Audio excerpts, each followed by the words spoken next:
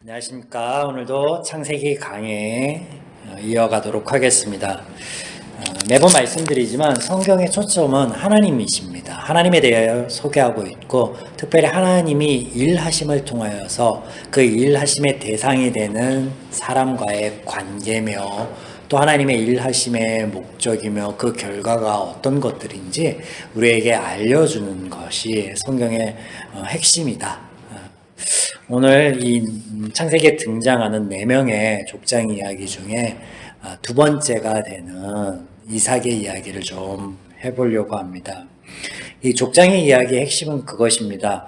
우리 삶 속에서 찾아오셔서 동행하여 주시는 하나님에 대한 이야기입니다. 하나님께서 동행하여 주시고 말씀하여 주시고 언약해 주시고 그것들을 지켜가심을 통하여서 하나님이 어떤 분이신지 알려주시죠. 그래서 경험을 통해 만난 이 하나님을 그들의 삶 속에서 고백하는 것. 그래서 하나님의 일하심의 은혜의 이야기이다. 그리고 이것은 큰 하나님의 일하심, 구원사역의 어떤 하나님을 알려주시는 단계별로 이렇게 있는 구원사역의 그 하나님을 알려주시는 면에 속하여 있다. 그렇게 이해하시면 될 것 같습니다. 24장부터 오늘 보실 텐데, 이 이삭의 이야기는요, 아브람과 이삭이 겹쳐져 있고요, 또 이삭과 야곱이 겹쳐져서 이렇게 흘러갑니다.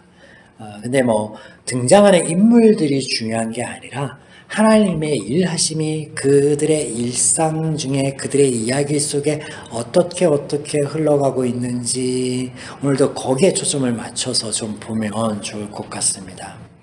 아브라함을 부르신 이유에 대해서 지난 강의 시간에 말씀을 드렸죠.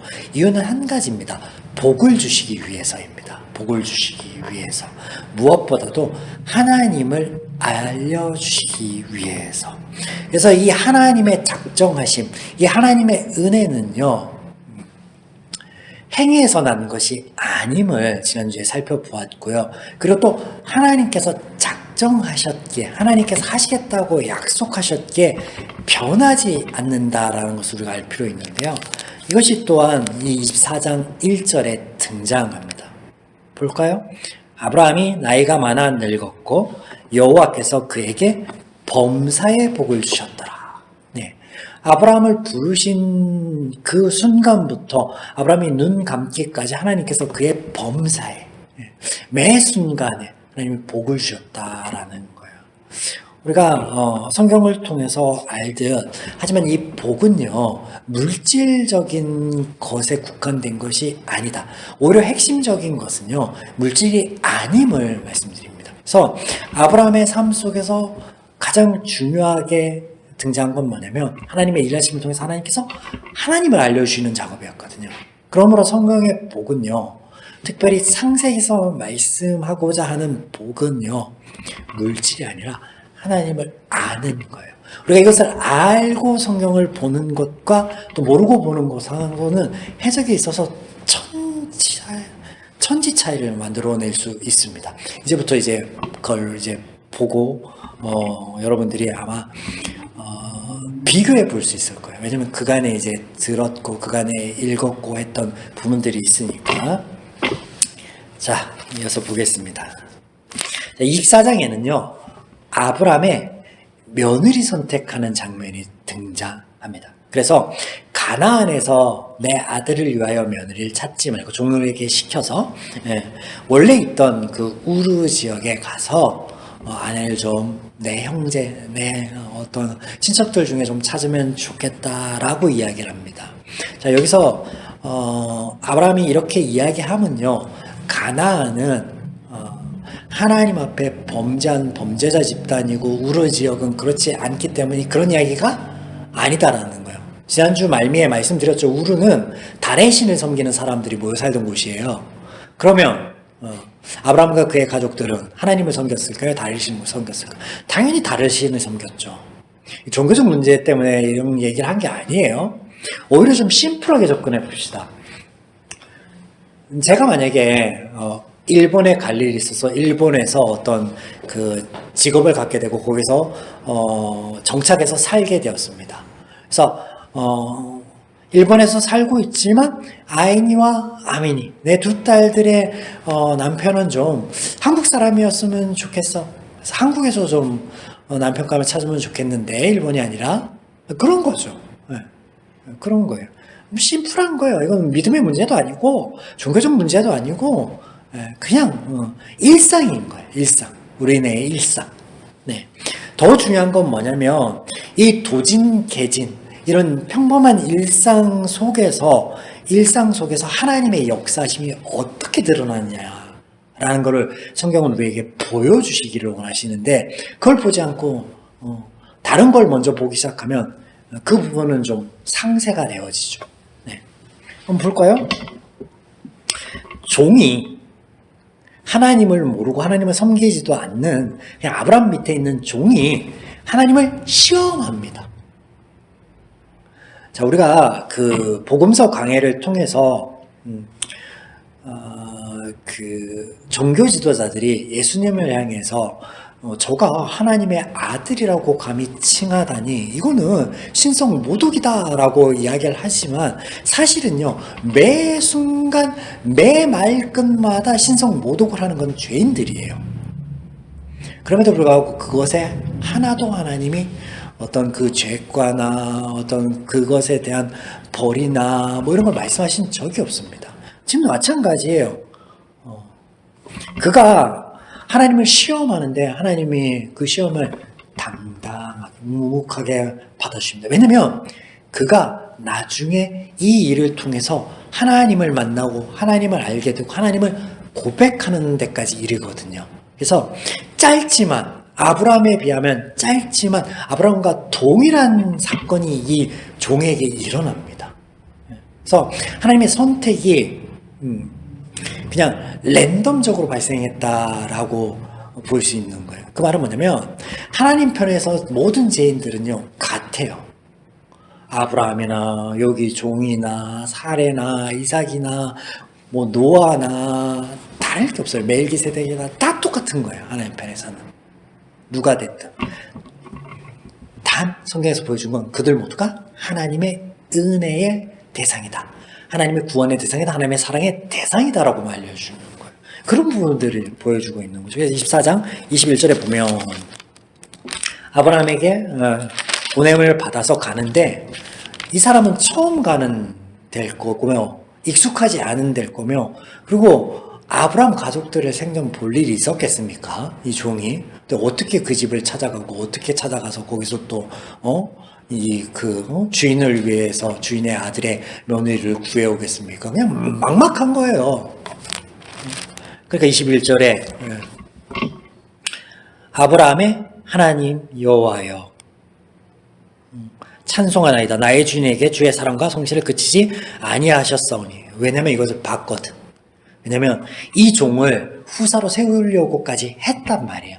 그만큼 아브라함의 그 삶에서 친숙한 어떤 인물이었는데 이 삶을 통해서 하나님을 만났다는데 어떤 신을 만났다는데 그 신이 이런 이야기를 해줬다는데 그것을 지켜가오는 거를 그리고 말도 안 되는 상황 가운데 은혜 받았던 것들을 봤거든. 종이. 그러니까 의지하는 거예요. 여호와께서 길에서 나를 인도해 주시고 내 주인의 동생 집에 이르게 하셨나이다. 이게 고백하는 거예요. 21절 먼저 봅시다. 이 고백보다 먼저 보면 하나님을 시험합니다.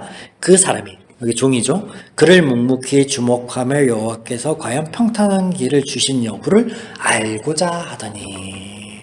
그래서 하나님이 시험해요. 내가 가서 여차여차해서 이런 일들이 있으면 하나님이 아브라함을 위해서 또 나를 위해서 이러이러한 역사를 해주실 것을 내가 고백할게요 했더니 그가 말한 대로 되죠. 그래서 양동이 몰고 온 사람이 먼저 물을 청하해서 뭐 따라주고 그가 얘기한 대로 이렇게 합니다. 그러고 난 다음에 이 모든 걸 경험하고 난 다음에 27절 고백하는 거예요. 내가 전에도 봤지만 아브라함의 하나님 여호와는 찬송을 받을 만합니다. 나의 주인에게 주의 사랑이 그 성실이 그치지 아니하였음을 내가 봤는데 지금 또 봅니다. 여호와께서 길에서 나를 인도하여 주셨고 내 주인의 동생 집에 이르기까지 나에게 은혜를 베풀어 주셨습니다. 라고 고백하는 거예요. 그래서 이 이야기는 하나님의 동행하여 주심, 하나님의 선용하여 주심의 그 은혜, 다시 말해서 아브라함 이야기의 핵심인 이 연장선이 하나님의 복주심에 대한 이야기입니다. 이게 중요한 거예요. 이게 중요한 거지 뭐 지역이 중요한 것도 아니고 뭐 누구를 보내는 뭐 사람이 중요한 것도 아닙니다. 자, 그렇게 해서 이 아내 될 리브가를 데리고 이제 떠나게 되는데, 자, 이제부터 이삭의 이야기가 이제 겹쳐서 이제 들어오는데, 이삭은요, 사실 치유되지 않은 아픔을 간직한 채 있는 사람입니다. 그게 무슨 말이냐면요, 사랑하는 아버지가 나를 주기로 했습니다. 얼마만큼 사랑을 줬을까요? 독자잖아요. 노는에 얻은 독자. 얼마만큼 사랑하고 얼마만큼 아꼈을까요? 그런데 그런 아버지가 칼로 나를 찔러서 죽이려고 했어요. 제단 위에서. 그게 어떤 의미인지 알았을 거예요. 왜냐면 그 당시 인신제사는 흉하게 일어났었던 일들이니까. 그리고 그 인신제사는 왜 드려요? 자녀를 주더라도 내가 잘 됐으면 좋겠어. 단편적인 죄인의 어떤 연약함, 뭔가 나사가 빠진 듯한 사람 보여주죠. 여하튼 그것 때문에 상처를 입었단 말이에요. 그런 표현이 등장합니다. 실제로 보시면 62절 볼 때게요. 그때 이삭이 브엘라헤로이에서 왔으니 그가 네게부 지역에 거주하였습니다. 자, 리브가를 데리고 올 때 이 이삭이 헤브론에 있지 않았습니다. 헤브론이 어떤 데냐면 그 헤브론의 막벨라굴이라는 곳에 어머니가 장사했고 그것을 이제 값을 주고 이 아브라함이 샀죠. 지금 이 아브라함의 거처는 이 헤브론 지역입니다. 이스라엘의 남방 지역. 그런데 부엘라 헤로이는 이집트에 가까운 헤브론보다 더 남쪽 지역입니다. 아빠랑 같이 살지 않았다라는 거예요. 떨어져 살았다는 거예요. 목동이 풀과 물을 쫓아서 이렇게 이동해서 이렇게 뭐 목양을 할 수도 있죠. 근데 그렇게 해석하기에는 사실 남쪽은 더 척박한 사막입니다. 이집트 강 유역이나 조금 수풀이 있지요. 그 외에는 아주 삭막합니다. 가려면 북쪽으로 가야죠. 그러면 초지를 찾아서. 그런 얘기가 아니라 뭐냐면 아픔을 보여주는 거예요. 아픔. 그의 삶에서 있었던 아픔. 그의 삶에서 있었던 아픔. 네. 이 아픔을 보여줍니다. 또 더불어서 67절에 보면 이삭이 리브가를 인도하여 그의 어머니 사라의 장막으로 드리고 그를 맞이하여 아내로 삼고 사랑하였으니 이삭이 그의 어머니를 장례한 후에 위로를 얻었더라. 이게 무슨 말이에요? 아브라함과 그 사건 때문에 관계가 소원해진 거예요. 따로 살았고 어머니, 그중에 어머니는 유일하게 좀 위로가 그랬겠죠. 그게 정말로 아버지가 너를 죽이려고 했겠니? 그런 게 아니야 하면서 위로가 됐겠죠. 근데 어머니 사라가 갔죠. 아버지보다 일찍 갔죠. 아버지는 세장가 들어가서 막 아이도 낳고 뭐 이런 이야기가 또 나오죠. 근데 어머니를 더 낙심되어 있었을 거란 말이에요. 그런데 이 리브가를 통해서 위로를 얻었대요. 리브가 너무 사랑스럽다는 거죠. 근데 중요한 거는 리브가의 미모가 문제가 아니라 이삭의 어떤 그래 사랑했다라는 어떤 이런 팩트가 중요한 게 아니라 아브라함이 데려온 이 리브가를 통해 위로를 얻게 하셨다라는 거예요. 이 모든 과정에서 하나님의 은혜의 역사를 우리가 앞에서 살펴본 것처럼 하나님이 아브라함에게 함께 하시고 그의 종에게 함께 하셨던 것처럼 지금 이 선용하심의 은혜를 통해서 하나님이 누구를? 이삭을 위로하고 계신다는 성경은. 그래서 이 위로의 이 은혜는요, 노아의 이야기의 어떤 이렇게 좀 축약판으로 볼 수 있겠죠. 하나님으로부터 위로가 온다라는 거예요. 이 이야기를 하는 거예요. 그리고 26절. 이제 중간에 제가 건너뛴 거는 야곱 이야기 할 때 좀 더 살펴볼 거거든요. 야곱의 이야기하고 이삭의 이야기가 겹치는 부분들이 있어서 넘어가서 26장에 보면 아브라함과 동일한 은혜를 이삭이 받습니다. 그리고 동일한 사건들 속에서 이삭이 어렸을 때 경험하고 또 때로는 전해 들었던 그 하나님에 대해서 듣고 또 이 또한 아브라함이 받았던 은혜를 이삭이 받게 됩니다. 그걸 보여줍니다. 동일한 은혜를 받았다라는 데만. 그게 26장입니다. 26장 보겠습니다. 흉년이 들었습니다. 아브라함 때에 첫 흉년이 들더니 그 땅에도 흉년이 들었더라. 이삭이 그랄로 가서 블레셋 왕 아비멜렉에게 이르러니. 네. 하나님이 약속한 땅에서 이미 아버지 왕 척지면서 멀어졌고 흉년이 드니까 또다시 이제 더 멀어지게 됩니다. 그때 여호와께서 이삭에게 나타나사 이르시되 애굽으로 가지 말고 내게 지시하는 땅에 거주하라. 이 땅에 거류하면 내가 너와 함께 있어 내게 복을 주고 내가 이 모든 땅을 너와 내 자손에게 주리라. 내 아버지 아브라함에게 맹세한 것을 이루고 내 자손을 하늘의 별과 같이 번성하게 하며 이 모든 것을 내 자손에게 주리니 내 자손으로 말미암아 천하 만민의 복을 받으리라. 네. 동일한 말씀을 하세요. 내가 너에게 복을 주겠다. 중요한 건 복이에요. 복. 내가 너에게 복을 주겠다. 내가 너를 은혜 베풀겠다. 내가 아브라함에게 함께 하였듯 너와도 함께 하겠다라는 거죠. 그러면서 발생하는 사건이요. 아브라함 때랑 동일한 사건이 발생합니다. 아내 리브가를 누이로 속이고 그것 때문에 아내를 빼앗길 위기에 처했을 때 아브라함에게 두 번 은혜를 베푸셨듯이 이 이삭에게도 하나님이 은혜를 베푸십니다. 24절 보면 26장 24절 그 밤에 여호와께서 그에게 나타나 이르시되 또 말씀하세요. 하나님의 은혜로 아내를 빼앗기지 않고 아브라함 때와 같이 재물을 얻고 그러니까 가뭄의 때 모두가 다 어려울 수밖에 없고 있는 것이라도 어떤 음식이나 이런 것들을 구하기 위해서 이전에 내던 것보다 더 내야 되니까 재물 같은 거에 있어서 더 궁핍할 시기란 말이 이때가. 근데 이 일을 선용하심에 아브라함 때처럼 은혜를 얻어서 이삭이 은혜를 얻어서 이게 점점점 하나님께서 말씀하신 땅으로 다시 돌아오는 과정이에요. 그때 하나님이 다시 나타나서 이르되 내 아버지 아브라함의 하나님이니 두려워하지 말라. 내 종 아브라함을 위하여 내가 너와 함께 있어 복을 주어 내 자손을 번성하게 하리라. 하나님이 또 약속해 주십니다. 그러면서 이 위아래로 어떤 일이 발생하냐면 이제 옮겨오면서 우물을 판단 말이에요. 근데 우물을 탈 때마다 다툼이 벌어져요. 근데 이 다툼 가운데 약자잖아요. 작은 시족 집단이니까. 그리고 그들은 왕국을 건설할 만큼 큰 집단이고 싸움이 안 되는 거예요. 애초에 그가 뭐 온유해서 뭐 겸손해서 뭐 그래서 양보한 게 아니에요. 미친 거예요. 사막에서 우물을 팠다고 해서 우물이 나오기도 있는데 파서 우물이 나왔는데 그 우물을 양보한다? 그거는 그냥 미친 거예요. 네. 죽고 살기로 싸워야죠. 그거 아니면 죽는데. 네.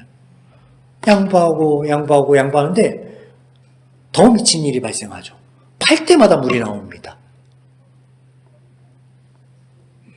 그러면서 말씀해 주세요. 내가 아브라함에게 함께 할 듯 너와도 함께 할 거야.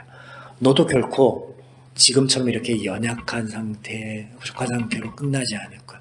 내가 널 보호할 거야. 너에게 복을 줄 거야. 그 우물 때문에 이렇게 싸우거든요. 이제 싸우다가 그 아비멜렉 왕과 이제 계약을 하는데 그때 그런 말 합니다. 이 왕이 입으로 28절, 26절, 28절 여호와께서 너와 함께 계심을 우리가 분명히 보았으므로. 그렇죠. 어떤 신인지는 모르겠지만 그 신이 너와 함께 하는 건 맞는 것 같아. 팠다 하면 우물이 생기니까 물이 터져 나오니까. 여러분 팠다고 해서 물이 터져 나오면 그건 사막이겠습니까? 아니죠. 고백한 거. 너는 여호와께 복을 받은 자니라. 복을 받은 자니라.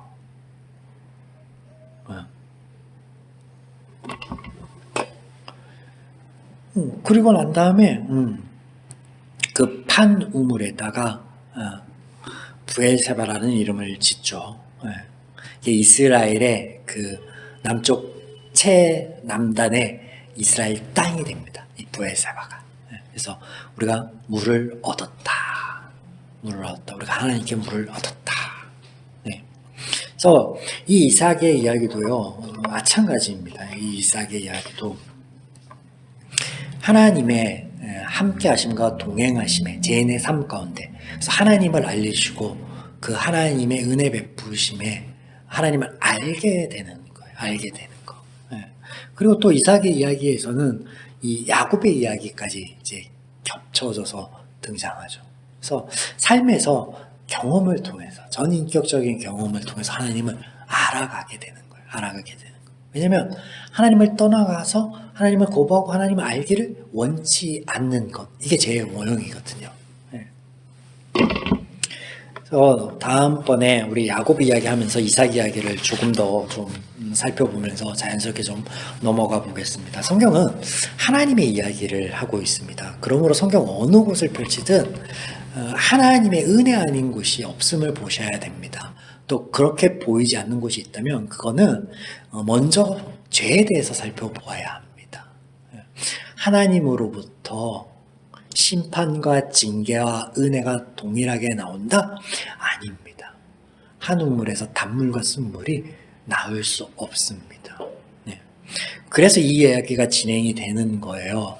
아브라함에게 함께 하셨던 하나님이 동일하고 그의 종에게 함께 역사하였던 하나님의 역사심이 동일하고 이삭에게 역사하였던 하나님의 은혜가 동일하고 야곱에게 역사했던 하나님의 은혜가 동일하고 그리고 애굽으로 가게 되는 이스라엘과 함께 하였던 하나님의 은혜가 동일하다. 사람에 따라 환경에 따라 달라진다? 아니죠. 하나님은 인생이 아니시니 후회가 없으시며 내뱉은 말을 지키지 않으시도 않으시니. 네. 성경에서 하나님께서 말씀하여 주시는 것을 경청하자 오늘 이삭 이야기를 짧게 좀 살펴봤습니다. 다음에 이삭 이야기 마무리와 또 야곱의 이야기를 살펴보므로 하나님의 은혜 이야기가 어떻게 펼쳐지는지 함께 나누도록 하겠습니다. 감사합니다.